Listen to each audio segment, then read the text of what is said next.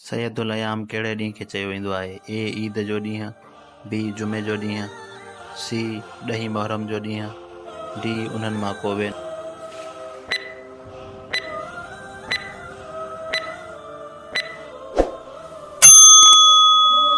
क़यामत जे ॾींहुं सभ खां पहिरियां छा जे बारे में सवाल कयो वेंदो? ए वालदेन जे बारे में, बी पाड़े वारनि जे बारे में, सी नमाज़ जे बारे में, डी क़ुरान जे बारे में।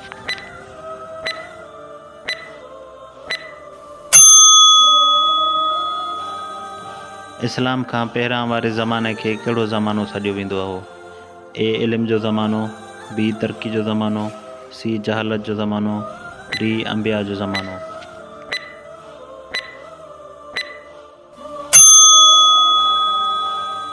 इमाम अली अलैहिस्सलाम जी शहादत कहिड़ी जाइ ते थी? ए मस्जिद नबवी, बी काबतुल्लाह, सी मस्जिद कुफा, डी मस्जिद कुबा।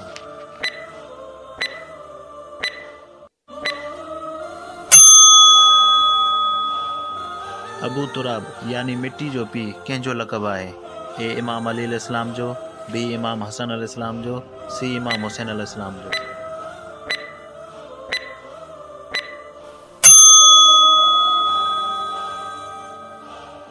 हज़रत इमाम अली अलैहिस्सलाम जी शहादत कहिड़ी तारीख़ ते थी?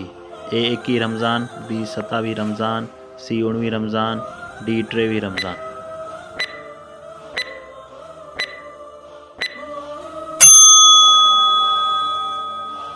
लैलतुल क़द्र जी रात कहिड़े महीने में ईंदी आहे? ए शअबान अल मुअज़्ज़म, बी रजब अल मुरज्जब, सी रमज़ान अल मुबारक, डी मुहर्रम अल हराम।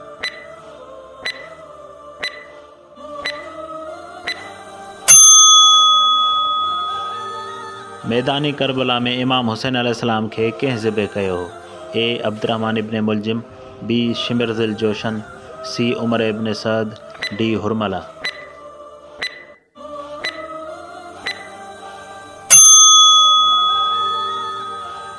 क़ुरान मजीद कहिड़ी रात में नाज़िल थियो? ए 23 रमज़ान, बी 27 रमज़ान, सी 19 रमज़ान।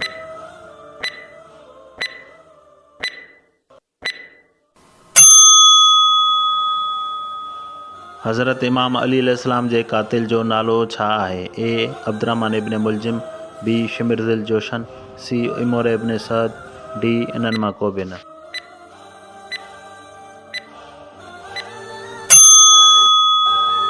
कलीमुल्लाह कहिड़े नबी जो लक़ब आहे? ए हज़रत इब्राहिम अलैहिस्सलाम, बी हज़रत मूसा अलैहिस्सलाम, सी हज़रत यूसुफ अलैहिस्सलाम।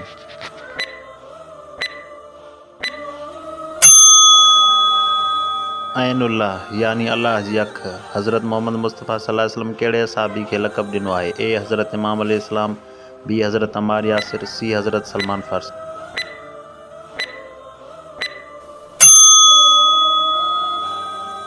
उम्मुल मोमिनीन कंहिंखे सॾियो वेंदो आहे? ए नबी जी घरवारियुनि खे, बी नबी जी धीउनि खे, सी नबी जे भेणुनि खे।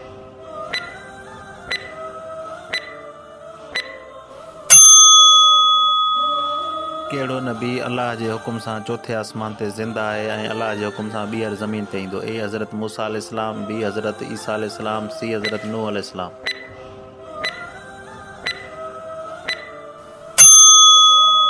हज़रत मोहम्मद मुस्तफ़ा सल्लल्लाहु अलैहि वसल्लम जन जो कहिड़ो चाचो पाण सॻोरन सल्लल्लाहु अलैहि वसल्लम जो खीर शरीक भाउ आहे? ए हज़रत अबू तालिब अलैहिस्सलाम, बी हज़रत हमज़ा रज़ियल्लाहु अन्हु। असहाबी रसूलुल्लाह हज़रत सलमान फ़ारसी जी उमिरि केतिरी हुई? ए 400 साल, बी 250 साल, सी 150 साल, डी 300 साल।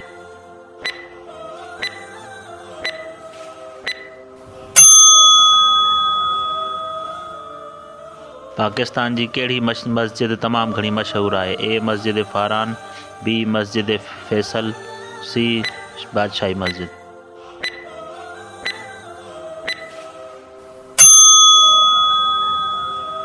हज़रत मोहम्मद मुस्तफ़ा सल्लल्लाहु अलैहि वसल्लम जन खां पहिरियां कहिड़ो नबी हुयो? ए हज़रत इब्राहिम अलैहिस्सलाम, बी हज़रत मूसा अलैहिस्सलाम, सी हज़रत ईसा अलैहिस्सलाम।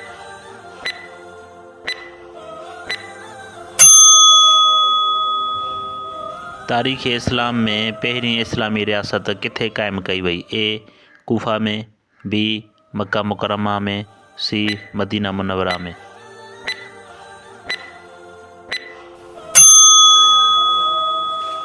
वाक़िआ करबला खां बाद में इमाम हुसैन अलैहिस्सलाम जो सर मुबारक नोके नेज़ा ते क़ुरान शरीफ़ जी कहिड़ी सूरह जी तिलावत करे रहियो हो? ए सूरह रहमान, बी सूरह फ़तह, सी सूरह कहफ़, डी सूरह यासीन।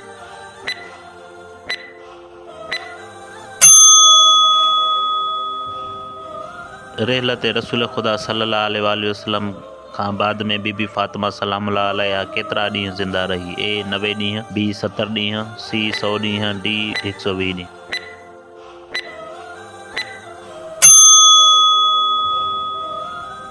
उम्मुल मसाइब कहिड़ी बीबी खे चयो वेंदो आहे? ए बीबी ख़दीजतुल कुबरा, बी बीबी हवा, सी बीबी ज़ैनब सलामुल्लाह अलैहा।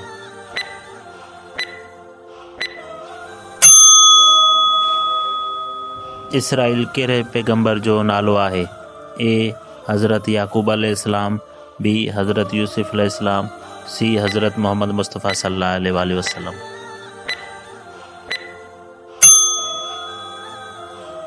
रसूल ख़ुदा जी ॾोहिटी बीबी ज़ैनब बिनत इमाम अली अलैहिस्सलाम खे जॾहिं दरबार यज़ीद में क़ैदी बणाए आंदो वियो त दरबार में केतिरा माण्हू कुर्सीअ ते वेठा हुआ?